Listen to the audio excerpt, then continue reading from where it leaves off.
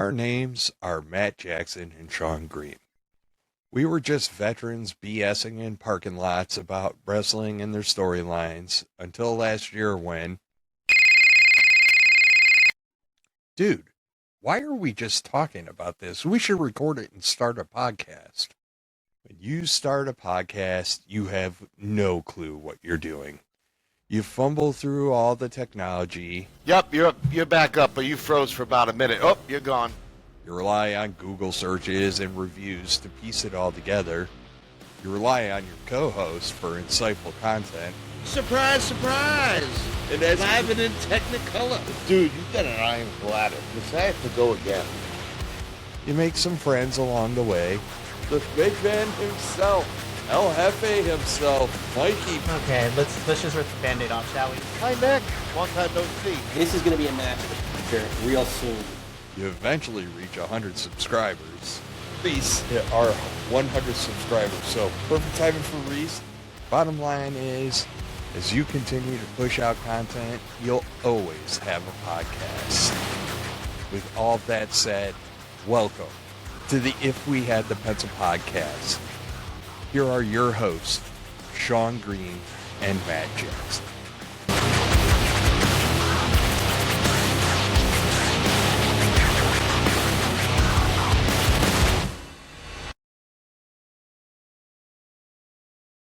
Live. Morning, sunshine. It is the morning. It is the next morning. Good morning, folks. Welcome to another live edition of If We Had the Pencil for Summerslam Night 2. Yeah. And with me, as always, I am your host, Sean Green, who is up in this bright and early morning in the sunshine and coffeeless at the moment. And with me, as always, is Matt Jackson. Matt, how the hell are you? Rub it in. And I'm an hour behind you, so 8 o'clock. Yeah, this is early. Meh. His two old Army vets complain about it being too early, and it's 8 and 9 in the morning. But anyway. I mean, Well- if you want to get technical, it's 5 in the morning. I'm willing to wager my body hasn't fully adjusted from California time. No. So, No, the big sin is not having that's my coffee. story, and I'm sticking to it, dadgummit. Bingo. But, nah, folks, it was a great night last night. So, game plan. We are going to talk about what happened last night. And then we're going to give you a preview of what's going to come tonight. There is no official show order, so y'all are just going to have to deal. And we're going to get into it. We're going to give quick hits. We'll elaborate a little bit more on our normal Tuesday podcast on some of these. But, yeah, Matt, let's get into it. Sure. So we kicked off the night. We had Io Sky and Liv Morgan. And Liv Morgan ends up going over. It was actually a really good match. And, the one thing that stuck out to me was the ending sequence where she goes for Oblivion. Io flips out of it. Well done. Bravo. It was well done. Yeah, and you and I had both picked Io to go over, and I think that was the general consensus. So it's kind of nice that creative threw a swerve and Liv going over. Yeah. I mean, we both had Io, so we started off a little rough in our predictions. Some of us had a worse night than others. But, so at this point, we're 0-0 because we both agreed on Io on that one. But it's okay. I liked how they did it, though. I think they'll run that back down the line, especially with Rio. They kind of have to, right? Yeah, especially with Roxy and Raquel getting involved. But I mean, it was solid. That was the perfect match to pick as the opener last night because it got the crowd into it. Yeah. Yeah. Nick's gloating in the comments because he's from Jersey and he worships at the altar of Liv Morgan. The bias. There's nobody more Jersey than Liv Morgan. That is true. I'm fine with it, but let's not go another 3 months without a title defense, please. Not. That's an issue. You know how I feel about titles not being defended. I know. If I got to work, everybody's to go on a diatribe. Yeah, no kidding. So, no, it was, yeah. So let's get into the next one. So, the Bloodline one with, Keys Knight and Solo Sokoa. We split on this one. I won, you lost. And Keys, LA Knight, and Solo Sokoa got over. But, whoo, was Solo Sokoa the star or what? Oh my God. Like, oh my God. I was laughing. I was having so much fun. Him just personality-wise doing the run it back and do yeeting change. Oh my God. There was so much there. He's got more that I was charisma. just He's got like- more charisma than the rest of the Bloodline does right now. Like Solo just outshined everybody on that. That match is exactly what I thought it was going to be. It was wild. It was fun. That's what six man or 6-person tags are, and I thought that was a good example of it last night. Royce got to shine a couple moments doing all his power stuff. LA Knight's going to do LA Knight, and but Solo had the crowd in the palm of his hand. He had us laughing through the whole show during the watch along, during the whole match. It was highly entertaining. Don't change Solo, not one bit. No, leave him. Like I've seen whispers that he's supposed to go back to being why? Why would you take that off the table? I think that guy is money the way he is right now. And the match wasn't bad. There was one, at the end, they did a really good job of taking Keys and Jacob Fatu out of the mix, where Keys does that slam over the barrier, and and every time I saw it, I was just like, that had to hurt. That had to hurt. And Jay, even the BFT Jay took, it was straight on the top of his head. He took multiple bumps like that. I think he took a DDT or something too, where he he had a bump early. I was like, oh, Jay's got a concussion. He got slammed, and his head whipped and hit the mat. Yep, that's what it was. And because I remember watching, I was like, oh, Jay's got a concussion now. So, what'd you say Jay was last night on the build-up? Looked like he just down 5 Red Bulls. It was like a kid that just slammed, shotgun 5 freaking Red Bulls, man. They showed them in the back, and he's Jay's tweaking out, and I'm like, bro. And all I could see is this look of disgust on Jacob's face. I was like, tell him, just be like, yo, bro, shut the F up, man. Take that chill pill. But yeah, Sure. he was like Tweak from South Park, dude. He was in the back good God. Yeah, even the post-match where they played off with Jacob in L.A., where he wanted the handshake and all that stuff, and L.A. Solo. Solo, yeah, sorry. It's early. And at the end, Knight and Solo do the little hug it out thing. It was that whole thing. That whole match was fun. Everything was fun about that. It was fun and it was well done. I especially for a 6-person one that tends to be a cluster. Yeah. No, it was pretty tight. Everything made sense. It didn't break down so bad. Oh, buddy. Oh boy, Nick Aldis and Gunther. I got this one wrong. So I admit I got this one wrong. I think that. We all did. And looking back, actually, they did it right with Gunther going over. It just, what else you going to do with all this? I think we were kind of hoping that Gunther would just get his comeuppance and teach him some humility, which, if you watch the post-show, Gunther kind of did throw some props to Aldis. But I thought this kind of had to. Yeah, because this match was really good. Would I have liked it to go on a little bit longer? But I understand because it's Aldis' first match. But it worked. It was really, really well done. Aldis looked great.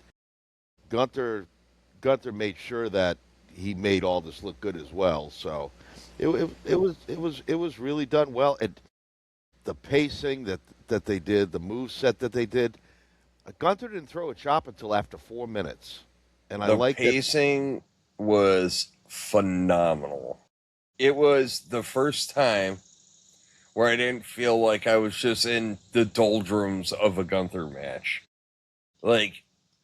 I typically watch Gunther matches and I'm like, okay, it's going to be a slug, choppy, we're in Hell's Kitchen, like making stuff because all he's doing is chopping, blah, blah, blah. Oh, And Gunther was doing leapfrogs and everything. no, it was the pace of that match for a Gunther match was perfect. That should be the template that they use.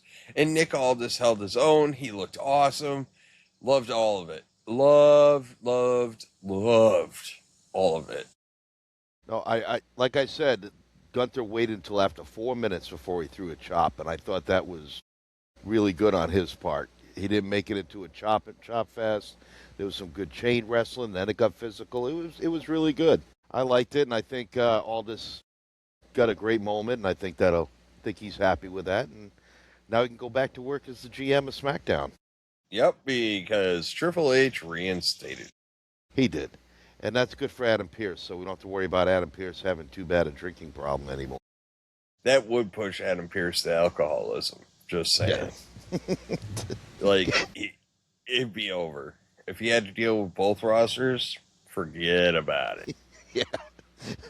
Forget about it. All right, where do we go? Yes. The match Matt was looking forward to because his girls, the Bella Twins, was in it. I'm just gonna let it roll because there's no arguing against it. So, I actually picked Nikki Brie and Paige because I had the Bloodline going over. So, I thought that Nikki Brie and Paige were gonna go over for like a happy moment, but I'm glad Fatal Influence went over. I'm glad Nikki and Brie turned on Paige, and then of course, Brie has to get hurt. Yeah. There was a lot that the match itself was fine. Like, I really had no complaints. Fatal Influence going over, which I picked, by the way. Yes, you did. Was definitely the correct answer. They got to let go. That little faction's going to be something. Yeah. The Bella's turning on Paige, fine. I kind of did say that I expected a turn. I didn't think. I thought maybe Nikki would have turned on Brie. Yeah, we were kind of thinking that it might be, but they've done that in the past, so I like that. Well, I thought about it because it was kind of the jilted, I get hurt, and now, she's your best friend now kind of shit. And, whatever. Cool, they turned. I have, 1% interest in their story right now. Yeah. Especially, what are you going to do? Brie got hurt. I don't even know the extent of it, but she was taken away. It's not like you had an earth-shattering heel turn. They turned and, I was like, okay, whatever. They kind of just gave her a beatdown, and you were like, all right. Okay. And, of course, we're instantly okay, so who's going to be, Paige's new little buddy? Yep. So, I'm so glad Nick's in the chat, because when we get to this last event, Nick is going to love what I got to say towards the end. Alrighty here. Oh, there's 5. So, in a twist, Matt. Yes. Punk and Cody, the battle for the championship did not end up being the main event of the night. And I think we all kind of went, I will say, the way they went was the right answer. Yep. But the initial shock factor, right? So, Punk Cody was fine. I did find myself, it definitely took a minute to get out of first gear. And I found myself towards the end please God, not Cody. And they put a little bit of everything in it. Punk flying off the top turnbuckle onto the announcer desk. I would not have had that on my bingo card. It just, all right. It was good. It was good, but I did find myself towards the end just, please God, no, but anybody but Cody. I'm not ready. I need a break. I'll stand by that statement. I think it went 30 minutes, and I thought they could have shaved 5 minutes off of it, and it would have been even better. 25 minutes is just it, Punk. We were talking about it on the watch along, like how Punk was gassed after about 15, 18 minutes in. So you don't You want to be started sitting showing at it. like you don't want to go to rest holds at 20 minutes in. Like you're supposed to kind of set up your finish. But I I liked it. I liked that Punk went over. I'm glad Randy Orton came out because I had a feeling either Randy or Drew was going to show up and I clutter up. like the Randy. I will take the Randy interference here because we never got a clean. We never got a true build and story between Cody and Randy. No. And then And WrestleMania got cut off real. yeah, so I really, really, really feel like Randy Cody needs to be allowed to breathe and go the distance. So that's kind of my take on that. Like, let it go. Let it. Ugh. Look at that. Philippines, I know. 925. 925. Closing out the night with us. That is awesome. Thank you, Vincent. Welcome.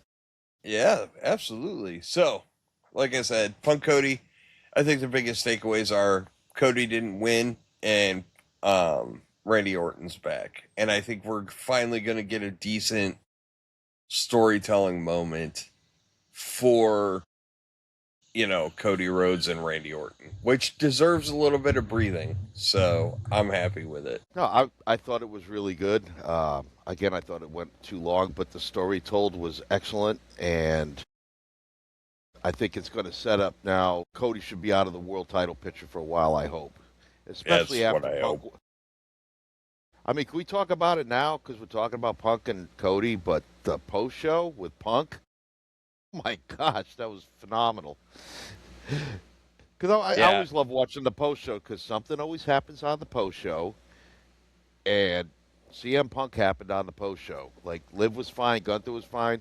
Punk just, some people calling it a pipe bomb. I just I think wouldn't go Punk that was just, far. He just nah, basically he was said, just calling everybody out.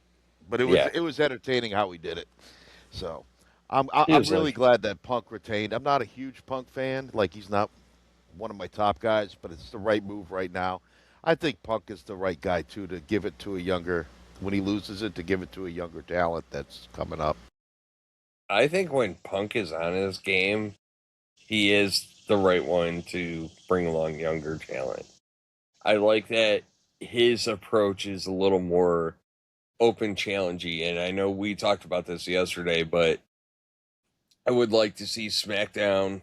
I would like to see the world title picture go to the younger folks on SmackDown sooner rather than later, because you can have like the old crusty league on Raw and have like the young guns league in SmackDown. I'm not saying like make it go like full NXT. I'm just saying that like I would like to see I'd like to see a better push. Like I don't want to see Cody and CM Punk again. I want to see younger guys in. Yes. And I think that came up a lot yesterday, like in the commentary. It came up in the interviews. It came up in the pre-show. It came in the post-show. Like, I think a lot of people are like kind of reverberating Damian Priest's statement of we're sick of seeing all these same dudes. And like, Yes. Yep. wow. Just wow. But and the funny thing was the comments, the promo that Punk said in the post show was better than any promo for the buildup of Cody and Punk. Like Yes. that 5 minutes on the post show where Punk just like went off. Like, I wonder at unscript that times dude. if at times Punk suffers from what Solo Sokoa suffers from, where they try to micromanage them so much that they lose their essence. And like, because this iteration of Solo Sokoa, it feels like they were just like, you know what, man, just go be you. And like, he comes out because the mob boss look for like Solo, right? Never resonate. It just felt like I am playing this part. I will do what I'm told. And then like There's no- you get this there's- you get this current iteration of Solo, and it's just like he feels natural, right? Like last night in the post show, Punk felt natural, not manufactured. And like that's the Punk that resonates with people. Like I tell this story all the time. I miss the entire CM Punk era. In its entirety. I missed it all. Like so my CM Punk era is the current era in WWE. So like my take on Punk, my understanding of Punk is based on now, not past nostalgia stuff. Like I can acknowledge what he's done in the past, but I've never seen it. And like this current iteration for the last couple of weeks where he's come back after he, you know, had Sammy spiraling and ruined Sammy's day. This current iteration of Punk is starting to grow on me now. So we'll see how it lasts because we've gotten past dad joke CM Punk. We've got, you know, there's a little more passion and gravitas in his current iteration since coming back after Mania. So and we'll see. Punk was in great shape last night. I mean, he was in good shape for him. Yeah, he was. I've seen him. There's been times where he's come back and we've seen him and he's kind of had dad bod going on, which I embrace the dad. Look, I am dad bod, but yeah, last night he's looked great. There's a few wrestlers that have been hitting the gym. Yep, Cody's entrance was good with the Street Fighter nod. The mask was great, and we didn't talk about Fatu. Fatu's entrance was awesome too last night. With the that was the video werewolf game mask. inspired too. That was Gears of War, right? Like, Yep. Yes. yeah, Even with the fact where he's like on all fours, like he's a werewolf, and like Jay's behind him holding his trunks, trying to like contain him. It was really the entrances were good. Like everybody talks about WrestleMania, but SummerSlam always brings out good stuff too. Yeah. The bigger PLEs, you're gonna get great ones. But let's chug along here. So we got one more match to talk about from last night. That is Obafemi and Brock Lesnar. I love this match. I'm not even gonna lie. There's only one minor criticism I have of this match, and that is it did not enough use of the cage. Nope, that's my one and only beef about that too. Like you wanted whoopsie. You wanted so badly to not use the cage that you wanted it so badly that you ripped up the mats in the ring itself. But it was so well done. It was I think it's pretty clear the torch has been passed. And like I said it last night, I was like, I think Brock kind of found a kindred spirit in Obafemi, right?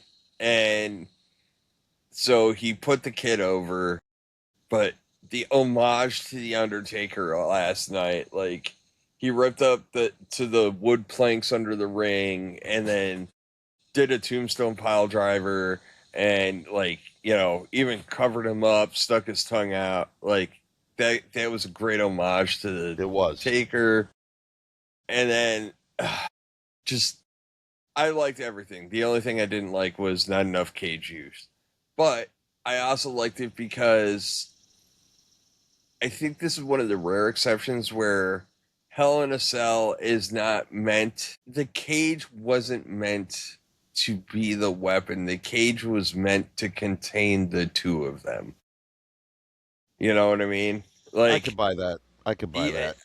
It's hard to explain, but like I feel like the purpose of Hell in the Cell in this specific instance was to lock those two in a room together and let them beat the crap out of each other. Like, and let's be real. Like, Brock did a lot of shit. Like, I mean, they used the stairs. Brock went through a table. There were chairs. I mean, yeah, they didn't. So on this match, they didn't go soft boiled on that. Right before this match, a new game became a thing. It was called, if they do a suplex, you take a shot or a pull or a drink. So The total was 6-1. So Femi had 1 suplex, and Brock Lesnar had 6. Obviously, he is the mayor of Suplex City. So, well, great news, Nick. I have a great night 2 drinking game for everybody, and we're gonna have to talk about it tonight on the live. So, I am proposing that we go through these matches and try and pick out a drinking game inside each match tonight. Because it was kind of fun. It was like, suplex, drink, like, and he'd whip off like 3 of them. You're like, there's number 4. Like, yeah, it was a fun time. But no, not to take away from the match, but the match was fun. It was fun. It was, the handoff was great, you know. And how about Paul's intro of Brock? You know, from the fighting from the University of Minnesota, like those little touches, man. Especially in Minnesota, that crowd was amped up for that match too. Like Cody and Punk, as long as it went, it didn't suck any energy out of the room. They had a nice. I like it. Vincent. We'll talk about that in a minute, but I'm liking your thinking. I'm liking what you're thinking. Not too far off. But I mean, I like that they did have the intermission. It allowed the fans to go kind of reset, you know, go get the, because I forget who on the watch along was like, man, why is this break so long? Like, bro, you just had a match that went 30 minutes between intros, right? Close to an hour. Like, people got to pee, people got to go get more beer or soda or concessions or get another Danhausen shirt so they don't get cursed and get ready for the main event. So. Well, he might need human monies after today, so he might. There's a lot going on there with Mr. Danhausen, and he has his own currency now. You can buy Danhausen monies from WWE shop with real human monies, so you can buy fake human monies with real human monies. What have we done? All right, Matt, you ready to get into night 2? All right, like I said, no. Bleh, bleh. There's no show order out as of right this minute, so we're just winging it. So, well, what do you think would be the logical opener for tonight's show? I was thinking Gable and Penta. You were thinking something else, and I'm thinking your idea is probably better. I went with Baron Corbin and Trick Williams, but I'm a little hesitant on that. I'm scared that they're going to use Penta and Chad Gable. And I think Penta and Chad Gable should be the second to last match. Because Roman is obviously going to be the final match. So if Roman's the final match, Penta Chad Gable should really be in the position to go, follow that. Right, and if they're going to do a long intermission between the co-main, we'll call them co-main events because that's what they had. That's fair.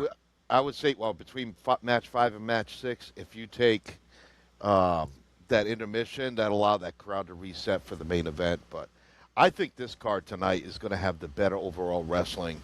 I think last night was more of your entertainment and big match, but it was solid.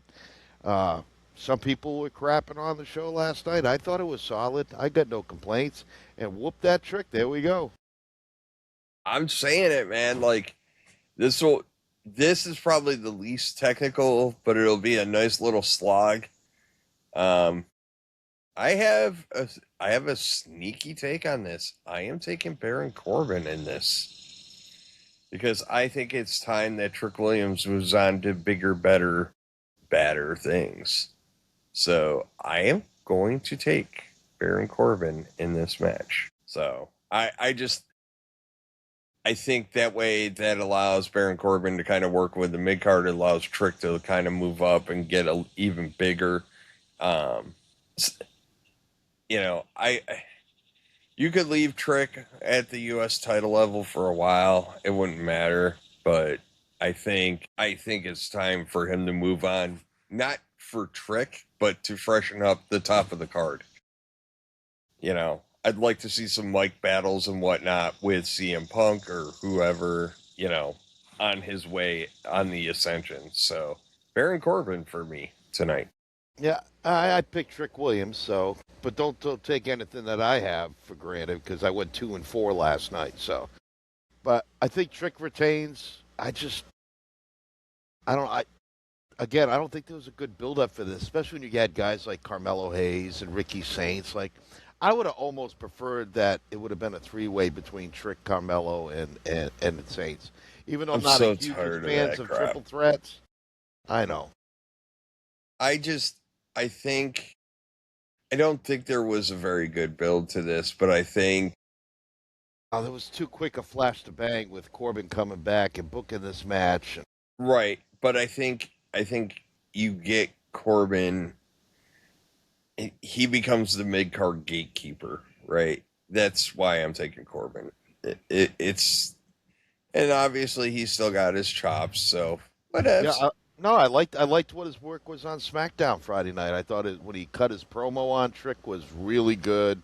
I like his new look, his entrance. So, I mean, he's solid. It just we'll see. I mean, Trick won the title at what, WrestleMania or somewhere around there. So he's held it 3 months. So you might see a title. He's been defending for a while too, and you don't want him taking L's. So whatever. I don't know. My gut says there's a move on plan here, but all right, changing my own order. We'll get into this one. I get to hold the belt temporarily ladder match. Yes. Until Rhea comes back. Well, thoughts? I don't know. What are your thoughts on this, Matt? We kind of talked about this last night, just, shooting the bull. Our sentimental choices cost Chelsea Green, and I think it would be incredible if Chelsea could, just in a shocker, pull this off. I think it would be great. Yep, look, Vincent says the same thing. We all love Chelsea Green. I think Charlotte would also be a good option, but then you and I got talking about that, and I agree with you. I think Charlotte and Rhea needs to. That's a WrestleMania only thing. You got to build that up. Yeah, that's a big build breather, And they've kind of done the "you have my title" shit. So you got to be real careful with running back Charlotte Rhea. So I don't know if I want, because Jade and Charlotte will fight. I think if you don't go with Chelsea Green, I think it'd be kind of cool to see Lash Legend get it. Yeah. Especially because Nia Jax got screwed in both their qualifying matches, so that can get Nia jealous and all that. I think you're going to turn Lash Legend face anyway, because now that everybody and their third cousin knows that she and Trick are married, it's going to be hard to boo her. So I think you can do Lash. Lash can go over if Chelsea does it, and now when Rhea comes back, you can do Lash and Rhea, and by then that'll give the time to build up the Charlotte Rhea story for WrestleMania. So the only person that I don't want to see win this, moratorium. It must be Chelsea. Well, let's talk about the Chelsea Green situation. This is the perfect scenario for Chelsea. You know what I mean? The problem is you don't want to see Charlotte on a short run. You don't want to see Jade on a short run. Stratton's already got the U.S. title, and you probably don't want to see her on a short run. So, honestly, it only comes down to two choices here. It's either Lash Legend or Chelsea Green. Yeah. I really want to see Chelsea Green running around with a world title. Yeah, and that's a good question. Do people care if Lash wins? No, but it could be the catalyst that puts the rocket up her bum. But then it puts a lot of pressure on her because she would have to cut promos out the yin yang to solidify her position, right? And she's kind of been co-sidekicks with Nia, and I haven't heard a lot of her on the mic, so there's nothing there. I'm going Chelsea here. I really do think Chelsea's legitimate. It's a quirky match. It's a ladder match. She actually excels in stipulation matches. Yes. So, I am going Chelsea here. I don't, because it's more about, your big three there, Charlotte, Jade, and Tiffany Stratton. I don't think any of them benefit from a teeny tiny run, right? Unless that teeny tiny run is a run all the way to WrestleMania. But I didn't get that vibe. Why would you interim, and we're already a month into an injury. Most injuries are what, 2 to 3 months. So yeah, it's going to be a short run. So Chelsea would be fun too because she ate a pin on Friday Night SmackDown against the baddies. So now you're thinking, oh, Chelsea's the one that's always looking at the lights. So I think it'd be cool. Let's hope they get Fashion Week straightened out because Friday night was thong. There we go. Friday was thong day, man. It was awesome. And look, it was like you're right. It was like fashion parade because Jade came out. Like there were some of us that were kind of panting in the chat group, and Charlotte came out. First initial response was, she looks like a character from Roblox or Minecraft. And like, then she took the coat off and lo and behold, leather thong. Like, woo, we're having a theme. It's a theme night. It's like Chuck E. Cheese, only for adults. But yeah, it was a good time. But I digress. We must move on because even though we are having fun, I just see it as an opportunity to just go around and start wedgieing them, That's what I would do. If I was in that ladder match, you thought wedgies for everybody. Hey, if they got a thong on, they can lose the pants. Just let it go. Yeah. I mean, you said Julia looked like the princess from Frozen the other night, so... Yeah. She kind of did. There's themes just popping up everywhere. It all makes sense now. It's all coming together. All right. Speaking of coming together... Dominic Mysterio and Danhausen. Human money's on a pole. I am not going to lie to you. There is one thing that came out of this during the build that made me laugh, and it was when the human money's on the pole stipulation was made, and Danhausen's looking at him. He's like, "Have you not watched wrestling before?" He goes, "What are you talking about?" He's like, "Where have you been? Have you not watched wrestling?" I was like dying, dude. I was like, that is the greatest line ever. Like, it's one of the quirks about Danhausen's character that I absolutely love. It's kind of a Kevin Owens thing, where like Kevin Owens would point out the blatantly obvious to you, but like it's all the tropes of wrestling, right? So like Danhausen kind of doing that, like, dude, have you not been around wrestling? Like, are you new here? Like, yes, put the human monies on the pole. So I want to think, I don't know. I have a hard, who are you picking here? Because I'm having a hard time. I picked Danhausen. First of all, I think this is a perfect for like Dom and his like just dirty, sneaky, crummy character that he has, I think it's going to be fun. I think you're going to see JD involved. I think somebody will come down and help out Dom. It'd be hilarious if like the Judgment Day came out and all of a sudden we saw Frankenstein, Miz, and Kit Wilson come out. That's true. We haven't seen Miz and Kit Wilson. We've been seeing a lot of the mini houses, and while it's fun, like I don't want to see them every week. Who doesn't love little people wrestling? I'm just saying. I mean, I like the Minions movies too, but I'm not going to want to see it every time. So, be-doo. You're wrong. You're wrong. Everything in that statement is wrong. Anyways, I'll take Danhausen. I do like the Minions, but I'm like, you want the Minions to be special, and I don't want to overexpose the mini houses. I thought they were overexposing Danhausen with that god-awful Joe Hedrick concert thing. You are a tall person centralist. What, those mini housings deserve airtime, ring time, and exposure too. You're only against them because they are small. I'm not sure. Shame, Matt. Shame. I'm 5'7". My mother's 4'10 and a half. Like, I'm not shaming anybody short. Shame. Nah, I'm taking Danhausen, but Me too. yeah, I get your point, but it is kind of funny. It's like, you know, this is the most action like small people have had since like Doink the Clown. I don't know. You know what I mean? Like, No, it's Dink. just It was Dink. Dink. It was Dink. Doink and Dink. Yes. Yes. But the whole Uh, point, my point still stands. Oh, the This show has cartoon already era. gone off the rails. I'm off As my it- meds, like Jey Uso. As it should. It's going to be fun. It's going to be It a lot of is. fun.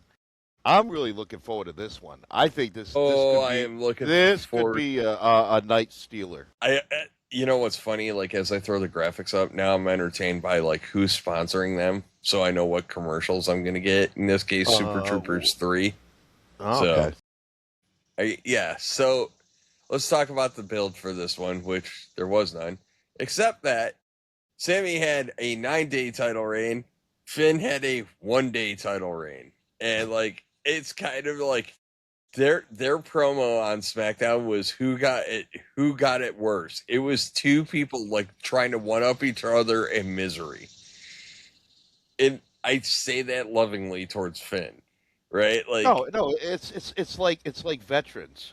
We'll be sitting at the VFW and like drinking our beer and like talking about our owies we've had over the career. Like, well, my back's worse than your back, and this is worse. And or the way your back got jacked up had to be way better than the yeah. other guy. No, it is, but it does make for an interesting dynamic. Now, there's a lot of caveats in this, but honestly, I'd like Finn to get a run at it, man. I'd like Finn to go over, to be honest with you. Same here. I pick Finn. Plus, with this, I love the new Sammy heel turn, and we've been tough on Sammy on this podcast. The stuff he's doing as a heel, I love it. It's entertaining. It's funny. So I want to see Sammy spiral even more now. Like he loses to Finn, all the excuses, the whine, and then Finn deserves, man. He deserves to be back in the title picture. Whether or not Finn's deserved to be in the title. I don't think he's going to beat Punk, but even so, there's more to this, just so you know. Kevin Owens is rolling around SummerSlam. Yeah, he was giving crap to Dominic at the fan zone yesterday. Okay, so you did see that. Making fun of his braids and stuff. And he was like throwing stuff at him too. It was great. Yeah. And then Kevin, there's a rumor that Kevin Owens is lobbying hard for an on-air return. I don't know if he's planning on doing anything, but he wants to get out there. So I'm like, if Kevin Owens is going to show up anywhere, and if he doesn't, I'm going to shoot everybody that reported that he may make an appearance. Finn does need the win. Finn needs it more than Sammy. Sammy's more recent. I think Finn needs a legitimate, shot at it. But the problem is Finn had a legitimate shot at it, and he lost to Punk, and it's clean. He's lost clean. So no shenanigans, no nothing. So like that's the only problem I have with Finn right now. He's taken a couple of clean losses to CM Punk. So like, that's kind of a like how do you I'm not saying he can't win it. It's just it makes me feel dirty a little bit. But also Finn was going from that transition to leaving the Judgment Day, and not like Finn's found himself. He's focused, so I think they can run it that way. Extra shower time, and he finds himself. I tell you what. All right, that's how I reconnect every morning. The match of the night. We all know it's going to be the match of the night. This match is going to be match of the night. This is going to be some of the coolest stuff you've ever seen. Like, honestly, as good as El Grande Americano is, Penta's on a whole new level. And I am itching, tweaking, and losing my shit to see Chad Gable and Penta go at it. Especially since they've had time to make this build. Right? Like, they're back in the lab, performance center, wherever, working this match out. And it is going to be a banger. Agreed. It better be, because everybody's going into this match thinking it's going to be a banger, and like if it isn't, and I think this will probably be one of your longer matches of the night too. Oh yeah, it should. They're going to do some crazy, and it's going to be great. It should go. The match should go at least 20 minutes, because I think. Well, Roman and Seth's going to be long. Well, we can make it go past 20 minutes. We'll just start Roman walking to the ring way sooner. That is a long walk. That is. Anybody got the prop bet numbers on over under on how long it takes Roman to get in the ring? Oh, I'm real curious. I want to take the over. We could go to commercial 3 times during Roman's entrance. True, very true. But anyways, who you got in this? I'm taking Chad Gable. I think this is the Chad end Gable all the way. I think hometown. I think with Lesnar losing, and I think that they want Chad Gable to go over. Chad Gable needs to go over here. So I'm going Chad Gable here. And I think that now is the time that we can elevate Penta into the world title picture. So Gable could take the IC. Penta can move up to the world title. Especially if things go like we're going to talk about with the main event here soon. I think now is you got to put Penta in the world title picture. He's gone through everybody that he's need to for the IC. He established a good reign. Let's bump him up and let Gable have a decent run. I think it's pretty obvious that WWE is starting to hear it, right? Like the fact that it's part of the broadcast, the fact that it's been written into promos and shows. WWE is aware that people are sick of seeing the same people at the top of the card. And there needs to be, it's time to shake up the snow globe, right? So moving Penta on, moving Trick Williams on, that's a lot of snow globe shaking, man. That could be some good stuff. Triple H alluded to that in the post show though, about the same guys being up there, and it's they're the ones who put themselves in this position to do all horse shit. Horse shit. Because I hate it when they say that, because that's one of those meaningless things that people say, right? I get it. He's in a position where he's got to kind of stay neutral. But here's reality, folks. I understand the show is scripted, but there are talents on the roster, on the lower level of the card, that have more than demonstrated their capability to hang with the top tier talent. I'm not saying it's everybody, but bull. You're telling me Obafemi isn't ready? Honestly, 100%. That you could strap a title onto that kid today and he'd be just fine. Obafemi is ready. Trick Williams, okay, we can talk about the in-ring shit, but his charisma will kind of pull him across the finish line. I'm gonna say it. If you let Solo Sokoa grow for another month or so as he is, that dude is going to be huge over. Huge. Well, now, I mean, Oba's got the rub from Brock now. He's basically got the seal of endorsement. And this is why, this is why we've talked about this, because everybody lost their shit over the King of the Ring thing, and it's just this is why. That moment right there, that absolute moment that Obafemi had with Brock Lesnar, that will never, ever, ever go away.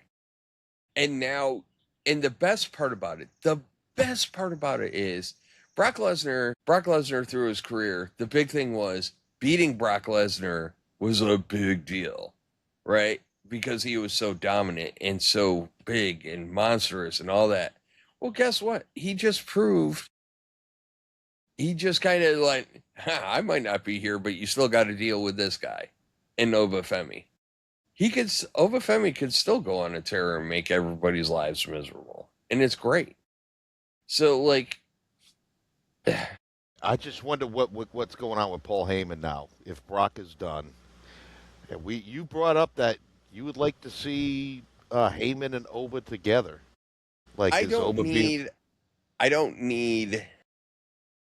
Oba doesn't need a Heyman. But I think for the Heyman character, it makes a lot of sense to hook on to Oba, because he's a leech.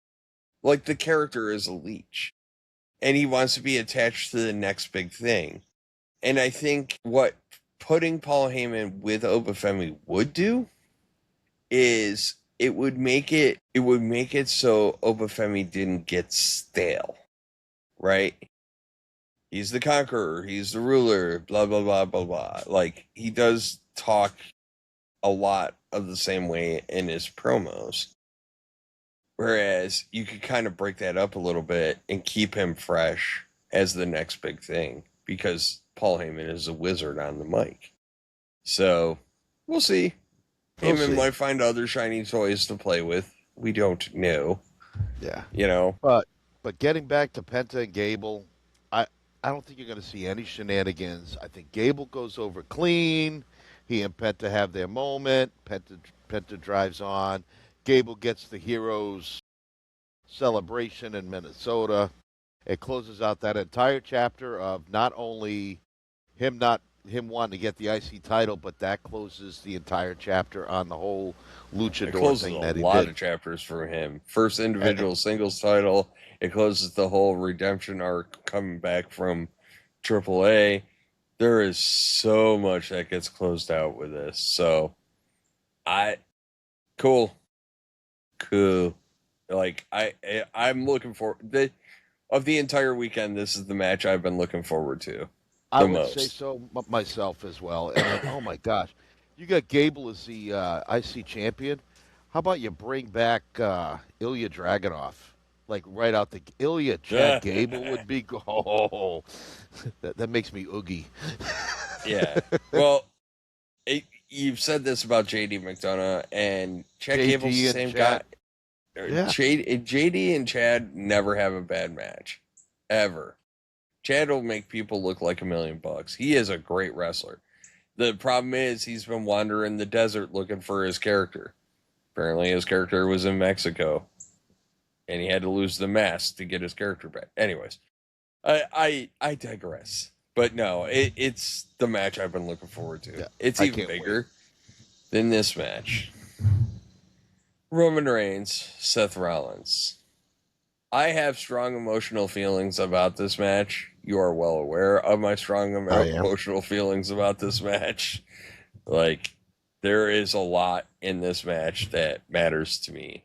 And that is, unless Roman is retiring or Seth is retiring, in no way, shape, or form should Roman beat Seth. But I feel like all the buildup is indicating that Roman is going to beat Seth. And I hate every minute of it. That needs to be the one special thing. It's the one thing in the Roman Reigns stuff. I don't even think it has to be with one of them retiring. I think it's, we've been talking about the Roman redemption arc. I think he can beat Seth, but it has to be part of that redemption arc. But it doesn't make sense for Reigns to go over Rollins here at this match. I guess my point is that you need to keep Reigns going over Rollins as something special and something like, they'll argue that SummerSlam's the second biggest PLE, blah, blah, blah, blah, blah. But I argue that is your emergency escape hatch for a lot of stuff with Roman Reigns. Right? Like, that is an escape hatch. And if you ruin it now, you will never have it again. Like, they intentionally, for 4 effing years... Yeah, I agree, Mikey. My gut says they're going to have Roman go over. My head says that Seth should win. Because I think there's a lot of bad stuff that happens on the backside. Seth now has no purpose in life. I mean, we're being real, right? Like, what is Seth after he loses to Roman? And honestly, what is Roman after he beats Seth, other than getting the monkey off his back? And what? Well, Roman, of course, is going to just rub. If Roman goes over tonight, he's going to rub into the rest of the bloodline that they didn't do their job on night one. Is he? Roman, he's the newer, kinder, gentler, you know what? Tribal Chief. I was going to say, maybe Bloodline 1, because we were talking last night, and I said, maybe this version of Bloodline 2.0 is like, this is how we wish we would have booked Bloodline the first time. I don't know what the hell they're doing. I don't know what the hell they're doing because here's the problem, right?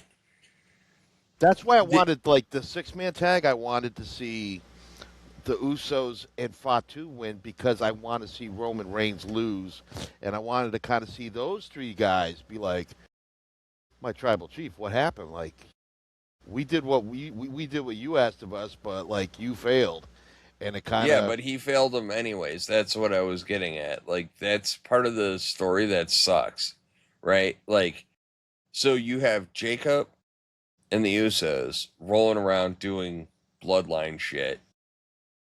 Roman, because he is fighting Seth, has to isolate himself to prepare for Seth. Meanwhile, not giving any guidance to the rest of the bloodline. So you're either in charge or you're not. Like, that's what I'm getting at, right? Like, they could 100%, they could 100% associate their loss with Roman being so focused on Seth Rollins. So that's not a problem. The problem is that, like, this whole tribal chief, blah, blah, blah. The point is like I said, you're in charge or you're not. Like, you're the guy or you're not. Like, you can't be the head of a group and then just be like, I'm out. I'm going to take a vacation. You know, we did that shit, and I don't want to go back to it. Like, I don't want to go back to the days where, like, oh, the tribal chief sent me a text message to Paul Heyman. Like, that shit was so lame. It was terrible. You know, yeah, it was if you want to bad. be the guy, show up to work. So do you see anybody getting involved in this match? Because we had, No. shenanigans in the world title match last night with Randy Orton. No. Like I said, the only shenanigans I expect to see is Kevin Owens making an appearance during the Sammy match. I think you have to. They have made a conscious effort to have Roman do it on his own because they're trying to clean up Roman's talking points, right? Like, what are the knocks against Roman? And that's what they've been focused on cleaning up. The knocks are, he was a part-timer, so he was full-time during the summer. Yeah. Anyways, Well, he was... Most time. Not all the He time. always had help, Yep. so, like, he has been handling his matches by himself. But I also think that there's a huge misconception. Like, they painted Seth as the bad guy here, which, fine, whatever. But Roman's hands ain't clean either. And I think that, like, this whole constantly treating Roman like he's a face just because the crowd chants and throws the ones up in the air for him. I got news for you, man. Like, he's not a face. And it bothers me when they do that shit. So, meh. I don't know.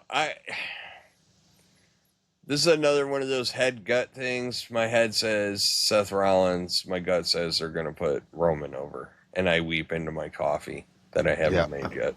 I picked Rollins to go over as well. Because I also think, I mean, he got hurt. He had to give up. He never really lost his title. I'd like to see him get it back. And Roman's got to go do Street Fighter stuff. I don't want him taking the title on Street Fighter and we don't see him for 3 months. That's my other concern. I do not want titles disappearing. And if he's got to roll around, if you're not going to be there. Was it you bring it up yesterday on the watch along about Cody? Like, does you thought I was Cody real might go over worried about that. He might, Cody carrying the strap while he does all his Street Fighter promos or, obligations. I was really worried about that, like, a lot, because I thought that was going to happen. And then he came out with the mask and all the intro and all this other crap, and I was like, oh, God, it's happening. But it did not. So I am content. Everything's right in the universe. Well, we'll see if the Earth falls off its axis tonight, on night 2. Yeah, so we're both taking Rollins, but I do think there's a distinct possibility that more likely than not that Roman's going to go over. So, but again, like I said yesterday, I like the fact that there is an unpredictability to this show. Like, not everything. This whole weekend not has everything's been cut. really, yeah, this whole weekend's been that way. Yep. Like, oh, it could be such and such. Oh, it could be this. Like, you're right. There's no clear I mean, it's like path. we knew Oba was going over Brock, and a couple of other things are pretty much set in stone. But a lot of this it's toss up, and I like that. It makes you invested in it more. If you're watching a card, like we used to watch PLEs, and like we knew who was going over like 2 weeks before the card started. Yeah. And now it's like, okay, like swerve us, like make it tough on us. To like, I don't want to sit there and watch 3 hours. Like, okay, now it's time for so and so to win. Next match, now it's time for so and so to win. I'm just catching up on the chats because like I've been running the media board, so I was like, oh, Well, I guess. when a guy like Roman Reigns is limited to like 6 moves, I guess you got to accentuate it with shenanigans. So Yeah. this match, there should be no shenanigans. It should be Seth Roman.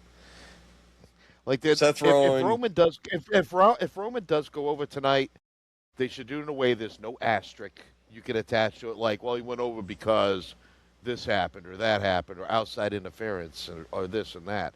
Like, it should be if Roman beats Seth, it has to be 100% legit, clean, no bullshit, the right way. Because other than that, it's going to be tainted, and the fans will call it out like, yeah, okay, Roman beat Seth, but it took like 3 Bloodline guys, the ceiling collapsing, and an earthquake. So, no, let's just go mano a mano and best man win, which I hope is Seth Rollins. Yeah, but no, this is what we've been waiting for. Like, I love the vagueness and the unpredictability of this year's SummerSlam. Like, it's actually enjoyable, and picks notwithstanding, I know Mikey, Mister, I'm 5 Mr. 5-1. I'm 5-1. Yeah, Whatever. Mr. 5-1 over there. I But hope you go 1-5, brother. got to even it out. Yeah. But no, like, I like that it's unpredictable because that means we're getting some good storytelling, right? Right. Like, the fact that it could go either way, it means that like the follow-on activity, there's open paths, right? It's like a tree branch. They're not playing color by numbers anymore. No, and that's what I absolutely hated. It was like, you will do this, and then we know I don't like when I can predict creatives next 6 months, right? Like, that's what I can't stand. So, it is what it is. But, Matt, tell the folks where to find us. Oh, you can find us on YouTube, TikTok, Instagram, X, Apple Podcasts, and Spotify. And again, Tuesday night, I think we're thinking about going live for our Night 2 recap and Raw recap and other thoughts and opinions. So I think the chat, at a minimum, the chat will be open on Tuesday night. We haven't come up with a time. As soon as we do, we will post it on YouTube. So please, for whoever's watching, please like and hit that notification button so you'll get your alerts and notifications. But we don't usually do our midweek show live, and I think we're going to do it this week, and maybe we'll see. Dipping our toes into uncharted territory. Yeah. We're getting cool with it. So, as long as we don't lose any toes, I'm good. As long as you like profanity, cigarettes, and everything else, we're good. They're going to be beer, fire trucks. Yeah. Anyways. But no, thanks, folks. And like Matt said, subscribe. Also, again, tonight we're going to be on the watch along on BC WrestlePod with Mikey and his group, who Mikey's in the chat. So, again, please go ahead and search for BC WrestlePod. I think Sean can throw a link in maybe. And join us for tonight's. If you could go back and watch last night's watch along, just tune in the part where Solo was just going off, and you got like 6 dudes just giggling their ass off, having the time of their lives. So it was fun. So again, that will be right at 6:00 Eastern tonight on BC WrestlePod. And his chat room will be open as well. So if you feel like watching along while we watch along, feel free to watch along. Awesome. But that's basically right. all I got, Sean. I know, right? Like, we're going to have to hit this up after the, so Tuesday we'll talk about night 2, unless something crazy happens. Punk's stuff really wasn't cray-cray. But we'll talk about night 2 on Tuesday. We're going to talk about the Raw after SummerSlam and all that fallout. So, good times. We're going to be live. Big Cass return tomorrow night, too. Ooh, good catch by Matt. But yeah, good stuff. But anyways, for now, enjoy night 2 of SummerSlam, and we'll talk to you guys on Tuesday. We're out. Deuces. Later.